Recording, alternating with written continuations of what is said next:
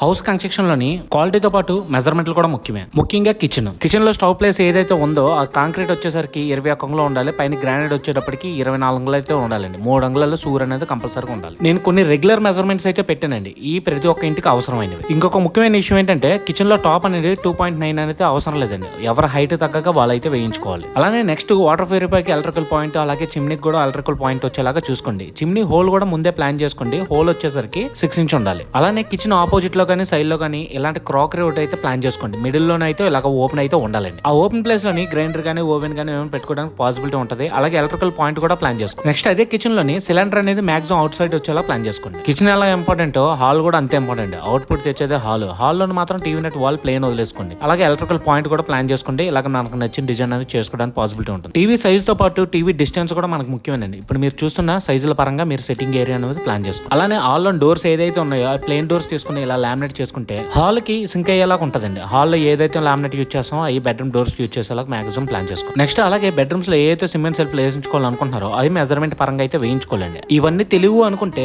Construction టైంలోనే interior person తో అయితే మీరు అయితే కాంటాక్ట్ అవ్వండి. మీకు ప్రతి ఒక్క విషయంలోనైతే చాలా వరకు అయితే హెల్ప్ఫుల్ అవుతుందండి. నెక్స్ట్ అయ్యే బెడ్రూమ్ లోనే ఏసీకి ఎలక్ట్రికల్ పాయింట్, ఏసీ హోల్ కూడా ప్లాన్ చేసుకోండి. చివరిగా ఒక మాట, మీరు నష్టపోకూడదని ఎలాగ ఆలోచిస్తామో అలాగే మేము కూడా నష్టపోకూడదని అంతే ఆలోచించాలి. ఎందుకంటే రూపాయి ఎవరికి ఫ్రీగా రాదు, మీకైనా నాకైనా.